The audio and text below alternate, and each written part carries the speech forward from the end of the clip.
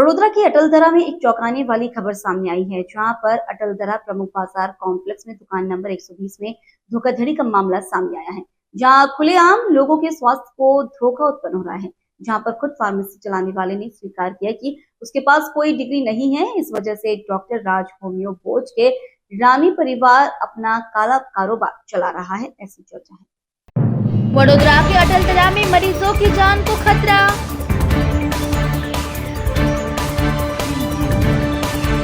Homeopathy pharmacy में लोगों के स्वास्थ्य के साथ खिलवाड़।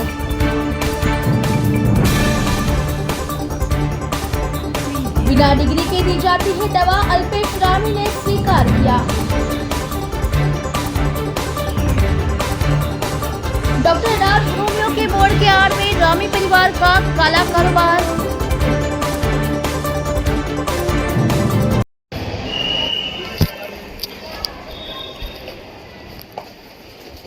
હું આવ્યો સાહેબ હું તમને છે ને દવાનું નામ લખતા આપું છું અને કેવી રીતે લેવાની એ લખતા આપું છું. આ વધારવા માટે છે.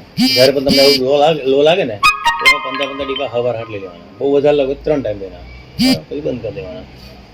15 ટીપા લેવાના. થોડું પાણી લેવાનું, એમાં નાખી દેવાના 15 ટીપા, સવાર બપોર સાંજ.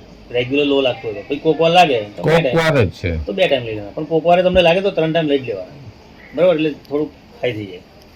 ડાઉન કરવા માટેની પણ બીજા મને દવા કીધી કે હાઈ હોય ડાઉન કરવું હોય ને તે પણ ના, એટલે હું બંને પ્રેક્ટિસ કરશું.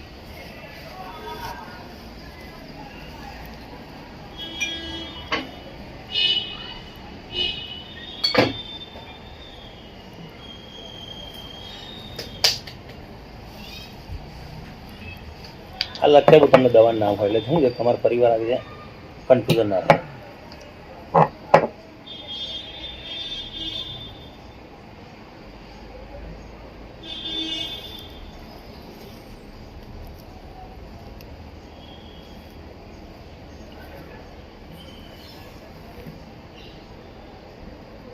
આજે ને ફોન કર્યો ને, અમારા હોમિયોપેથી કન્સલ્ટન્ટ ડૉક્ટર છે અને બહુ સારું નામ છે એમનું. હું એમને પૂછ્યું હતું, બરાબર? એટલે તો તમે નથી ડોક્ટર ડિગ્રી લીધી? ના ભાઈ, ના ભાઈ, આપણે તો ફાર્મસી ખોલી છે. હા, ફાર્મસી ખોલી છે, ડૉક્ટર ડિગ્રી. તો એમને ફાર્મસી માટે તમારે ઓલું શું કે બી ફાર્મ કે ડી ફાર્મ કે એવું કંઈક તો હોમિયોપેથીમાં જરૂર નથી. એવું? હોમિયોપેથીમાં ગ્રેજ્યુએશન જરૂર અને 3 વર્ષનો એક્સપિરિયન્સ હોમિયોપેથીમાં જરૂર. પણ હવે નવા કાયદા આવશે, એમાં આવશે લગભગ, મને એવું લાગે છે. ના, લગભગ નહીં. હું તમને કહું, મને એમ છે કે 2015 માં જ આવ્યો. 2015 માં? હા, ના, 2015 માં નહીં આવ્યો. 2017 માં મેં રિન્યુ કરાવ્યું ત્યારે નથી. તમારે કેટલા વર્ષ થયા? મારે આમ તો અહીંયા આગળ 7 વર્ષ થયા, પણ આની પહેલા જે હતું ને એ બીજા લગભગ 7 વર્ષ હતા, એટલે 14 વર્ષ થયા. ઓહ, આપણે અહીંયા શિફ્ટ કર્યું તો પછી અહીંયા નવેસરથી લાયસન્સ લીધું અહીંના એડ્રેસ પર. તો એ શેનું લાયસન્સ હોય? એ होम्योपैथिक हुआ है। एक वीडियो सामने आया है जहां देखा जा सकता है कि फार्मेसी चलाने वाला अल्पेश रामी नामक एक शख्स एक खुद कैमरे के सामने स्वीकार करता है कि उसके पास फार्मेसी चलाने का कोई लाइसेंस नहीं। तो क्या बिना लाइसेंस की फार्मेसी चल रही है? अगर यह बिना फार्मेसी लाइसेंस चल रहा है तो स्वास्थ्य विभाग इस संबंध में कोई कार्रवाई क्यों नहीं कर रहा? क्या लोगों की जान से खिलवाड़ करना ही इस फार्मेसी का उद्देश्य है?